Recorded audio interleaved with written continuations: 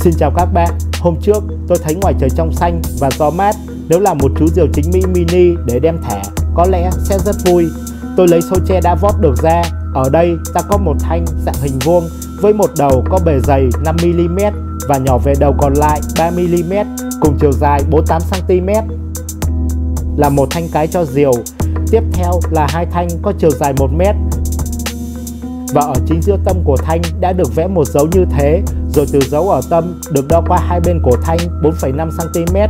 Ở trong khoảng được đánh dấu sẽ có dạng hình vuông với bề dày 4mm.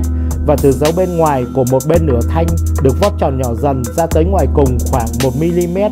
Với nửa bên thanh còn lại cũng được vót kích thước tương đương như vậy để làm hai thanh cánh cho diều. Với phần đuôi diều, ta sẽ có hai thanh dạng tròn với đường kính khoảng gần 2mm cùng chiều dài 85cm.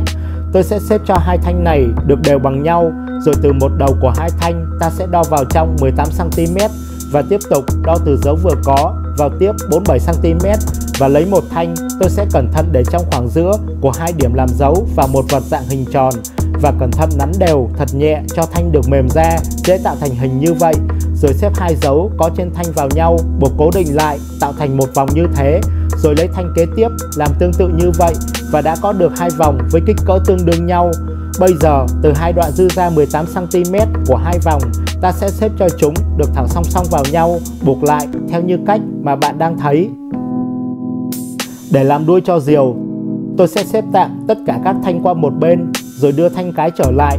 Từ một đầu trên của thanh, ta sẽ đo xuống khoảng 4cm và lấy điểm giữa tâm của một thanh cánh, xếp nó vào dấu vừa tạo ở thanh cái để nó có dạng giống như hình chữ thập, rồi mới dùng dây và keo cố định lại. Kế đến, đo từ điểm vừa buộc được xuống 27cm ở thanh cái và lấy điểm giữa tâm của thanh cánh thứ hai, xếp vào dấu vừa có ở thanh cái. Ta sẽ cố định lại ở đó để cho hai thanh có khoảng rộng đều nhau và được cùng chiều thẳng trông như vậy. Ra phía ngoài của một bên đầu cánh, tôi khép hai thanh vào nhau, cố định chúng lại, rồi qua đầu cánh bên đối diện, khép hai thanh vô, buộc chúng vào nhau, tạo thành một hình cánh. Xoay khung diều lên, ta sẽ làm dấu lại ở ngay giữa bụng diều. Dùng sợi dây, tôi sẽ buộc vào phía bên ngoài của một đầu cánh, rồi đưa dây về tới dấu ở giữa bụng diều. Vòng dây qua, ta chỉ kéo vừa đủ căng để đầu cánh vẫn được bằng trên mặt đất. Thắt dây ở đây lại, tôi sẽ đưa dây qua đầu cánh bên, buộc tương tự như thế.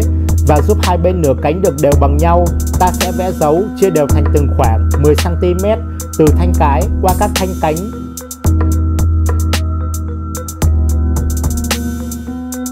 Dùng dây buộc qua tất cả các dấu đối xứng có ở hai bên của các thanh để cánh được trông đều bằng nhau. Giờ là phần nối đuôi diều.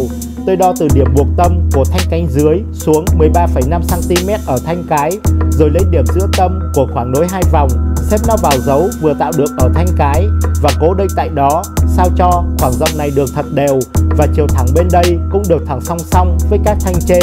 Sau đó từ giữa tâm của thanh cánh dưới, tôi đo qua hai bên 5cm và xếp hai đoạn dư của vòng đuôi về tới dấu vừa có ở hai bên thanh cánh dưới, dùng dây buộc lại. Và ở khoảng giữa yếm cũng cần buộc sợi dây rằng hai thanh khép chúng vào tạo thành một vòng eo và buộc thêm hai sợi dây nữa theo như cách mà bạn đang thấy, dùng cho việc dán vải về sau. Và hai vòng ở đuôi tôi cũng buộc thêm dây rằng giúp cho vòng của hai bên được đều bằng nhau và cắt bỏ các thanh dư xung quanh đi. Như vậy ta đã xong phần khung diều, nhìn cũng khá hay. Bây giờ tôi sẽ dùng những miếng vải trông như vậy cho diều, sau đó may lại cho tới khi xong và đã có một con diều nhìn cũng rất đẹp mắt. Bây giờ nối dây và thêm thiết bị âm thanh cho diều, rồi mang đi thả xem sao.